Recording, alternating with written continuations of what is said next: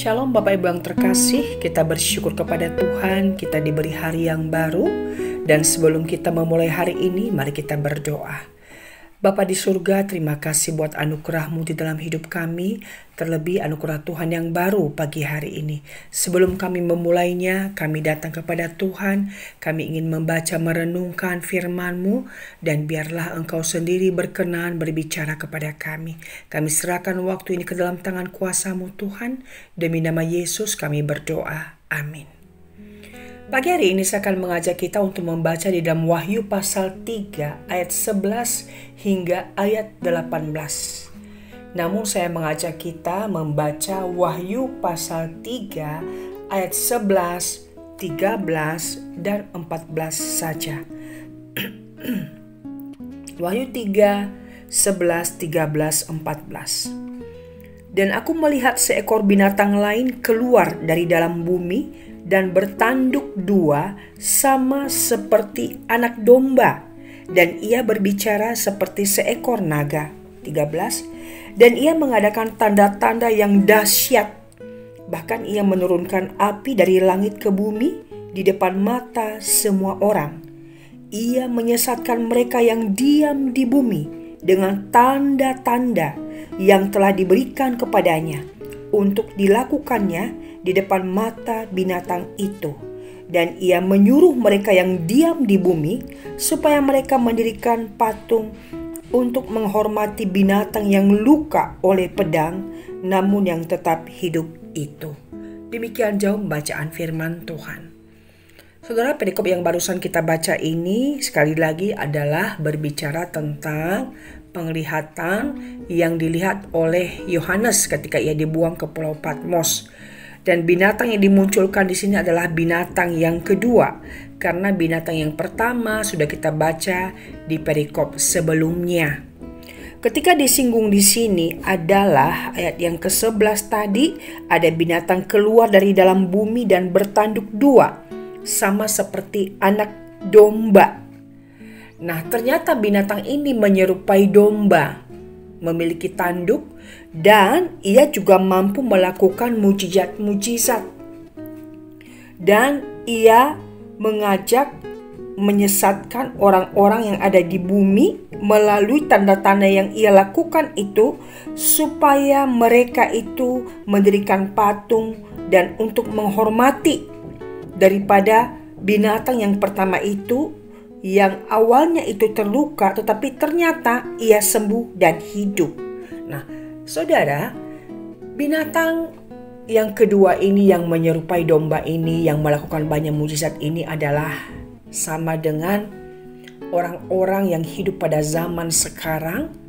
Mereka menyerupai seperti seolah-olah nabi yang benar.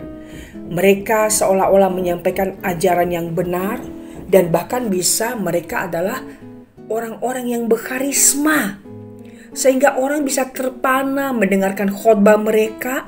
Bahkan mereka juga seolah-olah seperti punya karunia-karunia yang khusus, yang bisa melakukan mujizat-mujizat, yang bisa menarik orang-orang untuk percaya kepada ajaran mereka.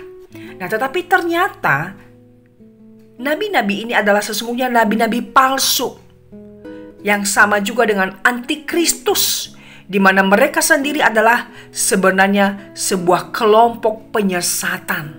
Sehingga akhirnya di dalam perikop ini ayat yang ke-18 dikatakan, hendaklah kita perlu hikmat. Perlu hikmat saudara untuk membedakan mana yang benar, mana yang salah.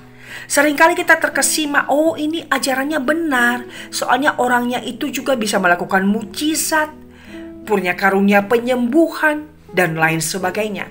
Oh, ketika ia berdoa bisa sembuh. Kemudian ada minyak-minyak urapan yang lain dan sebagainya.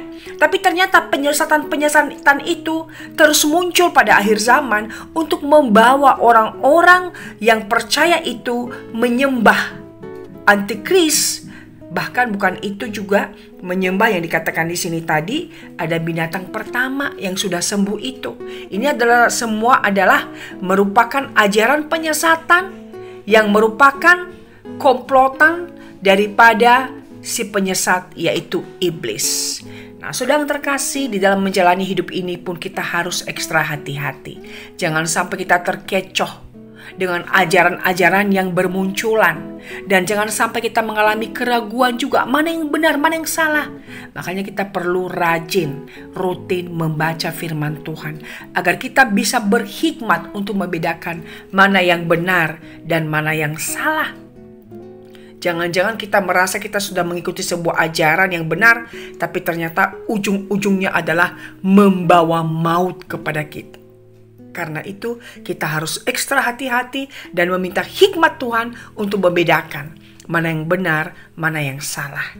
Jangan sampai ilah zaman ini membawa kita jauh dari Tuhan. Kiranya firman Tuhan ini boleh memberkati kita. Amin. Mari kita berdoa. Bapa, kami tahu zaman di mana kami ada hari ini penuh dengan penyesatan. Adanya ajaran-ajaran palsu yang menyerupai nabi-nabi benar, nabi-nabi sejati. Karena banyak orang yang mengajarkan kepalsuan tetapi berkarisma. Dan seolah-olah mereka adalah orang yang berkarunia.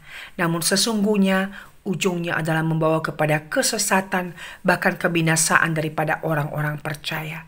Karena itu tolong kami sebagai umat Tuhan, berikan kami hikmat untuk terus bisa membedakan mana yang benar, mana yang salah. Jangan sampai kami memahami dan mengikuti sebuah ajaran, namun ujungnya membawa maut bagi diri kami sendiri.